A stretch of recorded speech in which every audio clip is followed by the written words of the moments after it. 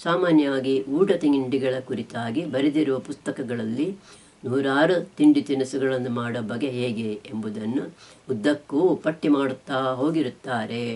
ಆದರೆ ಇವನ್ನು ಮಾಡುವ ಕೆಲಸದ ಒಳಗುಟ್ಟೇನೆಂಬುದನ್ನು ತಿಳಿಯದವರಿಗೆ ಅವುಗಳಲ್ಲಿ ಹೆಚ್ಚಿನವನ್ನು ಮಾಡಲು ಬರುವುದಿಲ್ಲ. ಯಾಕೆಂದರೆ ಇವನು ಮಾಡುವಾಗ ಅಳತೆಯಲ್ಲಿ ಸ್ವಲ್ಪ ಹೆಚ್ಚು ಕಡಿಮೆಯಾದರೂ ಸಾಕು, ಇಲ್ಲವೇ ಬೇಯಿಸುವ ಕ್ರಮದಲ್ಲಿ ಒಂದು ಸಣ್ಣ ತಪ್ಪು ಮಾಡಿದರೂ ಸಾಕು, ಕೊನೆಯಲ್ಲಿ ತಯಾರಾಗುವ ತಿಂಡಿಯನ್ನು ಕಸದ ಬುಟ್ಟಿಗೆ ಎಸೆಯುವುದೊಂದೇ ದಾರಿ ಎಂದಾಗುತ್ತದೆ. ಯಾರಿಗೂ ಅದನ್ನು ತಿನ್ನಲು ಸಾಧ್ಯವಾಗುವುದಿಲ್ಲ. ಇದರಿಂದಾಗಿ ಹೆಚ್ಚಿನವರಲ್ಲೂ ಹೊಸ ಹೊಸ ತಿಂಡಿಗಳನ್ನು ಇಲ್ಲವೇ ತಿನಿಸುಗಳನ್ನು ಮಾಡಿ ನೋಡಬೇಕೆನ್ನುವ ಕುತೂಹಲವೇ ಇಲ್ಲದಾಗಿರುತ್ತದೆ. ಸಾಮಾನ್ಯವಾಗಿ ಸಾಮಾನುಗಳನ್ನು ಬೆಲೆ ಕೊಟ್ಟು ತಂದಿರುವಾಗ ಹಾಗೆ ಕಸದ ಬುಟ್ಟಿಗೆಯಲ್ಲಿ ಎಸೆಯಲು ಹಣವಾದರೂ ಯಾರ ಕೈಯಲ್ಲಿರುತ್ತದೆ? ತಿಂಡಿ ತಿನಿಸುಗಳನ್ನು ಮಾಡುವಲ್ಲಿ ಮುಖ್ಯವಾಗಿ ನೀರಿನಲ್ಲಿ ಬೇಯಿಸುವುದು, ಎಣ್ಣೆಯಲ್ಲಿ ಕರಿಯುವುದು, ಹಬೆಯಲ್ಲಿ ಬೇಯಿಸುವುದು, ಕಾಯಿಸುವುದು ಮತ್ತು ಸುಟ್ಟು ಬೇಯಿಸುವುದು ಎಂಬುದಾಗಿ 5 ಮುಖ್ಯ ಕೆಲಸಗಳು ಬಳಕೆಯಾಗುತ್ತವೆ. ಇದಲ್ಲದೆ ಯಾವ ರೀತಿಯಲ್ಲಿಯೂ ಬೇಯಿಸದೇ ಮಾಡುವಂತಹ ತಿನಿಸುಗಳು ಇವೆ. ಈ ಕೆಲಸಗಳ ಒಳಗುಟ್ಟನ್ನು ನೀವು ಸರಿಯಾಗಿ ತಿಳಿದುಕೊಂಡಿರಾದರೆ ಅಳತೆಯಲ್ಲಿ ಏನಾದರೂ ಹೆಚ್ಚು ಕಡಿಮೆ ಆದರೆ ನೀವೇ ಅದನ್ನು ಸರಿಪಡಿಸಿಕೊಳ್ಳಬಲ್ಲಿರಿ ಮತ್ತು ತಿಂಡಿ ತಿನಿಸುಗಳನ್ನು ಮಾಡುತ್ತಾ ಇರುವಂತೆ ಬೇಯಿಸುವ ಬಗ್ಗೆ ನಿಮಗೆ ಗೊತ್ತಿರುವ ಕಾರಣ ನೀವೇ ನಿಮ್ಮ ತಪ್ಪುಗಳನ್ನು ತಿದ್ದಿಕೊಳ್ಳಬಲ್ಲಿರಿ. ಇದರಿಂದಾಗಿ ಒಂದು ತಿಂಡಿ ಇಲ್ಲವೇ ತಿನಿಸನ್ನು ನೀವು ಮೊದಲ ಬಾರಿಗೆ ಮಾಡುತ್ತಿರುವಿರಾದರೂ ಅದು ಹೆಚ್ಚು ಕೆಟ್ಟು ಹೋಗದಂತೆ ನೋಡಿಕೊಳ್ಳಬಲ್ಲಿರಿ. ಇವತ್ತು ಹೆಚ್ಚಿನ ಮನೆಗಳಲ್ಲೂ ಕೆಲವು ತರಕಾರಿಗಳನ್ನು ಮತ್ತು ಕಾಳುಗಳನ್ನು ಅಡಿಗೆಯಲ್ಲಿ ಬಳಸಿಕೊಳ್ಳಲಾಗುತ್ತದೆ. ಹಿಂದಿನ ಕಾಲದಲ್ಲಿ ಒಂದು ಊರಿನಿಂದ ಇನ್ನೊಂದು ಊರಿಗೆ ಹೆಚ್ಚು ತರಕಾರಿಗಳ ಮತ್ತು ಕಾಳುಗಳ ಸಾಗಾಟವಾಗುತ್ತಿರಲಿಲ್ಲವಾದ್ದರಿಂದ ಹೀಗೆ ಮಾಡುವುದು ಅನಿವಾರ್ಯವೂ ಆಗಿತ್ತು. ಇದಲ್ಲದೆ ಇವತ್ತಿನ ಹಾಗೆ ಓವೆನ್ನು, cooker, pressure cooker, refrigerator, micro oven ಮೊದಲಾದ ಹಲವಾರು ಬೇರೆ ಬೇರೆ ಬಗೆಯ ಅಡಿಗೆಯ ಉಪಕರಣಗಳು ಅಂದಿನ ಕಾಲದಲ್ಲಿ ಇರಲಿಲ್ಲವಾದ್ದರಿಂದ ಹೊಸ ತಿಂಡಿಯನ್ನು ಮಾಡುವ ಬಗೆಗಳು ಗೊತ್ತಿದ್ದರೂ ಅವನ್ನು ಬಳಕೆಗೆ ತರುವುದು ಕಷ್ಟವಾಗಿರಬೇಕು. ಆದರೆ ಇವತ್ತು ಅಂತಹ ತೊಂದರೆಯೇನೂ ಇಲ್ಲವಾದ್ದರಿಂದ ಹೊಸ ಹೊಸ ತರಕಾರಿ ಮತ್ತು ಕಾಳುಗಳನ್ನು ಮತ್ತು ಹೊಸ ಹೊಸ ಮಾಡುವ ಬಗೆಗಳನ್ನು ಬಳಸಲು ಪ್ರಯತ್ನಿಸಬಹುದು. ಹೀಗೆ ಮಾಡುವುದರಿಂದ ಊಟದ ರುಚಿ ಹೆಚ್ಚಬಲ್ಲದು ಮತ್ತು ಅದರಿಂದ ಸಿಗಬೇಕಾಗಿರುವ ಆಹಾರಾಂಶಗಳು ಸರಿಯಾಗಿ ಕೊರತೆ ಇಲ್ಲದೆ ಸಿಗಬಲ್ಲವು. ಪೇಟೆಯಲ್ಲಿ ವಾಸಿಸುವವರು, ಅದರಲ್ಲೂ ಒಂದೂರಿನಿಂದ ಇನ್ನೊಂದು ಊರಿಗೆ ವರ್ಗವಾಗುವವರು ಇಂತಹ ಹಳೆಯ ಕಾಲದ ಕ್ರಮವನ್ನು ಉಳಿಸಿಕೊಳ್ಳುವುದು ಎಷ್ಟು ಮಾತ್ರಕ್ಕೂ ಒಳ್ಳೆಯದಲ್ಲ. ಯಾಕೆಂದರೆ ಬೇರೆ ಬೇರೆ ಊರುಗಳಲ್ಲಿ ಬೇರೆ ಬೇರೆ ಬಗೆಯ ತರಕಾರಿಗಳು ಮತ್ತು ಕಾಳುಗಳು ಕಡಿಮೆ ಬೆಲೆಗೆ ಧಾರಾಳವಾಗಿ ಸಿಗುತ್ತಿರುತ್ತವೆ. ನೀವು ವರ್ಗವಾಗಿ ಬಂದಿರುವ ಊರಿನಲ್ಲಿ ನಿಮಗೆ ಬಳಕೆಯಾಗಿರುವ ತರಕಾರಿ ಮತ್ತು ಕಾಳುಗಳು ಹೀಗೆ ಕಡಿಮೆ ಬೆಲೆಗೆ ಮತ್ತು ಧಾರಾಳವಾಗಿ ಸಿಗುತ್ತಿಲ್ಲವಾದರೆ ಮತ್ತು ಅಲ್ಲಿ ಧಾರಾಳವಾಗಿ ದೊರೆಯುವ ತರಕಾರಿ ಮತ್ತು ಕಾಳುಗಳನ್ನು ಬಳಸುವ ಬಳಕೆ ನಿಮಗಿಲ್ಲವಾದರೆ ಅನವಶ್ಯಕವಾಗಿ ನೀವು ಹೆಚ್ಚು ಬೆಲೆಯ ತರಕಾರಿ ಮತ್ತು ಕಾಳುಗಳನ್ನು ಕೊಂಡುಕೊಳ್ಳಬೇಕಾದೀತು. ಕೆಲವೊಮ್ಮೆ ಇಂತಹ ತರಕಾರಿ ಮತ್ತು ಕಾಳುಗಳು ಎಲ್ಲಿ ಸಿಗುತ್ತವೆ ಎಂಬುದನ್ನು ಕಂಡುಹಿಡಿಯುವುದು ಒಂದು ಕಷ್ಟದ ಕೆಲಸವಾಗಿ ಬಿಟ್ಟಿತು. ಇದಕ್ಕೆ ಬದಲು ಹಲವಾರು ಬಗೆಯ ತರಕಾರಿ ಮತ್ತು ಕಾಳುಗಳನ್ನು ಅಡಿಗೆಗೆ ಬಳಸುವ ಬಳಕೆ ನಿಮಗಿದೆಯಾದರೆ ಹೊಸ ಊರಿಗೆ ವರ್ಗವಾಗಿ ಹೋದಾಗ ಯಾವ ತೊಂದರೆಯೂ ಆಗಲಾರದು. ಇದಲ್ಲದೆ ಯಾವಾಗಲೂ ಒಂದೇ ಬಗೆಯ ತರಕಾರಿಗಳನ್ನು ಮತ್ತು ಕಾಳುಗಳನ್ನು ಬಳಸಿದಲ್ಲಿ ತಿನ್ನುವವರಿಗೆ, ಅದರಲ್ಲೂ ಚಿಕ್ಕ ಮಕ್ಕಳಿಗೆ ಅವನ್ನು ಬಳಸಿ ಮಾಡಿದ ತಿನಿಸುಗಳನ್ನು ಕಂಡರೇನೆ ಬೇಸರ ಬರುವಂತೆ ಆಗುತ್ತದೆ. ತಿನಿಸುಗಳು ಬಗೆಬಗೆಯಾಗಿದ್ದಷ್ಟು ಅವರಿಗೆ ಊಟದಲ್ಲಿ ಕುತೂಹಲ ಉಂಟಾಗುತ್ತದೆ. ಬೇರೆ ಬೇರೆ ಬಗೆಯ ತರಕಾರಿ ಮತ್ತು ಕಾಳುಗಳ ಬಳಕೆಯಿಂದ ದೇಹಕ್ಕೆ ಬೇಕಾಗುವ ಎಲ್ಲ ಆಹಾರಾಂಶಗಳು ಸರಿಯಾದ ಪ್ರಮಾಣದಲ್ಲಿ ಊಟ ತಿನಿಸುಗಳಲ್ಲಿಯೇ ಸಿಗುವಂತೆಯೂ ಆಗುತ್ತದೆ. ಅಂಗಡಿಗಳಲ್ಲಿ ಸಾಮಾನ್ಯವಾಗಿ ಬೇರೆ ಬೇರೆ ಕಾಲಗಳಲ್ಲಿ ಬೇರೆ ಬೇರೆ ತರಕಾರಿಗಳು ಧಾರಾಳವಾಗಿರುತ್ತವೆ.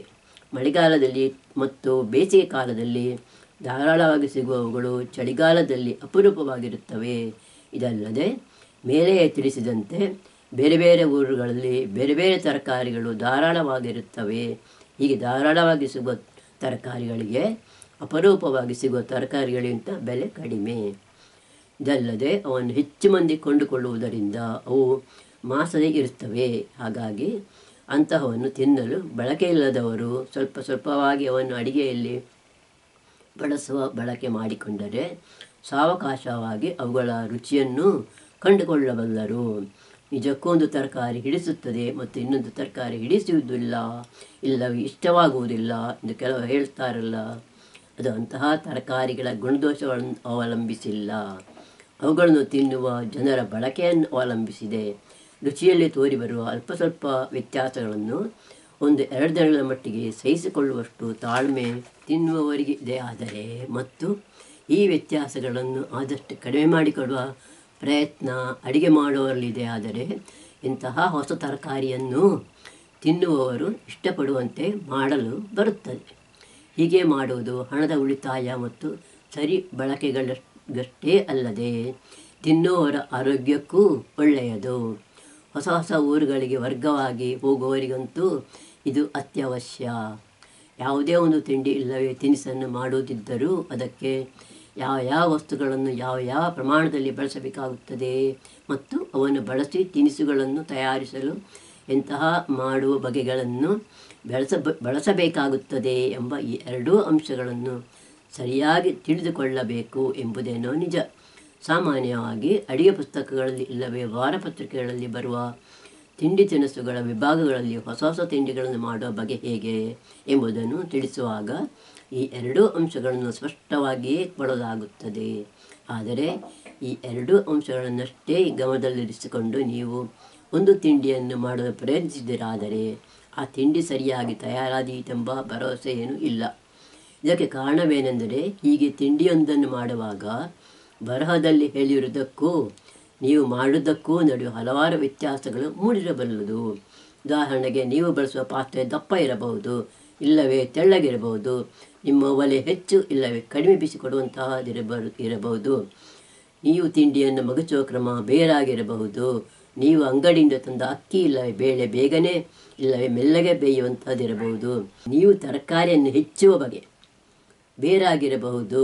ನಿಮ್ಮೂರ ಹವೆಯಲ್ಲಿ ತೇವ ಹೆಚ್ಚು ಇಲ್ಲವೇ ಕಡಿಮೆ ಇರಬಹುದು.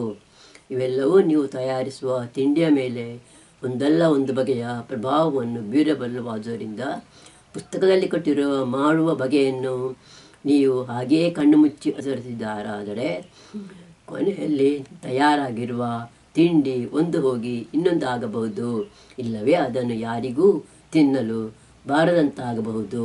ತಿಂಡಿ ತಿನಿಸುಗಳನ್ನು ಮಾಡುವಾಗ ಅದಕ್ಕಾಗಿ ಬಳಸಬೇಕಾಗಿರುವ ಸಾಮಾನುಗಳು ಹೇಗೆ ಒಂದೆರಡನ್ನೇ ಒಂದು ಹೊಂದಿಕೊಳ್ಳುತ್ತವೆ ಎಂಬುದನ್ನು ಮತ್ತು ಯಾವ ರೀತಿಯಲ್ಲಿ ಆ ತಿಂಡಿಯನ್ನು ಬೇಯಿಸುತ್ತಾ ಹೋದಂತೆ ಅದಕ್ಕೆ ಸಿಗಬೇಕಾಗಿರುವ ರೂಪವನ್ನು ಮತ್ತು ರುಚಿ ವಾಸನೆಗಳನ್ನು ಅದು ಪಡೆಯುತ್ತದೆ ಎಂಬುದನ್ನು ತಿಳಿದುಕೊಂಡಿರಾದರೆ ನಿಮಗೆ ಇಂತಹ ತೊಂದರೆಗಳು ಬರಲಾರವು. ಇದಲ್ಲದೆ ತಿಂಡಿ ತಿನಿಸುಗಳನ್ನು ಮಾಡುವಾಗ ನೀವು ಬಳಸಬೇಕಾಗಿರುವ ಮಾಡು ಬಗೆಗಳು ಯಾವ ರೀತಿಯಲ್ಲಿ ನೀವು ಬಳಸುವ ವಸ್ತುಗಳನ್ನು ಹೀಗೆ ಒಂದು ತಿಂಡಿಯಾಗಿ ಇಲ್ಲವೇ ತಿನಿಸಾಗಿ ಮಾರ್ಪಡಿಸುತ್ತವೆ ಎಂಬುದನ್ನು ನೀವು ತಿಳಿದಿರಾದರೆ ನಿಮಗೆ ಆ ತಿಂಡಿ ಇಲ್ಲವೇ ತಿನಿಸಿನ ಒಳಗುಟ್ಟೇ ಗೊತ್ತಾದ ಹಾಗಾಗುತ್ತದೆ. ಉದಾಹರಣೆಗೆ, ಇಡ್ಲಿ ಮಾಡುವಾಗ ಅಕ್ಕಿ ಮತ್ತು ಉದ್ದಿನ ಹಿಟ್ಟುಗಳನ್ನು ಒಟ್ಟು ಸೇರಿಸಿ 10-12 ಗಂಟೆಗಳಷ್ಟು ಕಾಲ ಇರಿಸುವುದು ಅದಕ್ಕೆ ಹುಳಿ ಬರಿಸುವುದಕ್ಕಾಗಿ. ಹುಳಿ ಬಂದ ಹಿಟ್ಟನ್ನು ಬೇಯಿಸುವಾಗ ಅದರ ಬೇರೆ ಬೇರೆ ಕಣಗಳ ಮೂಲಕ ಅನಿಲ ಹೊರಬರುತ್ತದೆ ಮತ್ತು ಹೀಗೆ ಅನಿಲ ಹೊರಬರುತ್ತಿರುವುದರಿಂದಾಗಿ ಹಿಟ್ಟು ಬೇಯುತ್ತಾ ಹೋದಂತೆ ಹಿಟ್ಟಿನ ಕಣಗಳು ದೂರ ಸರಿಯುತ್ತಿರುತ್ತವೆ ಮತ್ತು ಇದರಿಂದಾಗಿ ಕೊನೆಗೆ ಸ್ಪಂಜಿನ ಹಾಗೆ ಹಗುರವಾಗಿರುವ ಮಿದುವಾಗಿರುವ ಇಡ್ಲಿ ತಯಾರಾಗುತ್ತದೆ. ಹಿಟ್ಟಿಗೆ ಹುಳಿ ಬಂದಿಲ್ಲವಾದರೆ ಬೇಯಿಸುವಾಗ ಅದರಿಂದ ಸಾಕಷ್ಟು ಅನಿಲ ಹೊರಬರುವುದಿಲ್ಲ ಮತ್ತು ಇಡ್ಲಿ ಗಟ್ಟಿಯಾಗಿ ಬಿಡುತ್ತದೆ. ಆದರೆ ಹೀಗೆ ಸಾಕಷ್ಟು ಹುಳಿ ಬಾರದಿರುವ ಇಡ್ಲಿಗೆ ಸ್ವಲ್ಪ ಅಡಿಗೆ ಸೋಡಾವನ್ನು ಬೆರೆಸಿದರಾದರೆ ಇಡ್ಲಿ ಬೇಯುವಾಗ ಮಿದುವಾಗಿಯೇ ತಯಾರಾಗುತ್ತದೆ. ಇದಕ್ಕೆ ಕಾರಣವೇನೆಂದರೆ ಬೇಯಿಸುವಾಗ ಅನಿಲವನ್ನು ಬಿಟ್ಟುಕೊಡುವ ಗುಣ ಅಡಿಗೆ ಸೋಡಕ್ಕೂ ಇದೆ. ಆದರೆ ಆಹಾರದಲ್ಲಿರುವ ಜೀವಸತ್ವಗಳನ್ನು ನಾಶ ಮಾಡುವ ಗುಣವು ಅಡಿಗೆ ಸೋಡಕ್ಕಿರುವುದರಿಂದ ತುಂಬ ಅವಶ್ಯವಿರುವಾಗಲಷ್ಟೇ ಅದನ್ನು ಬಳಸುವುದು ಒಳ್ಳೆಯದು.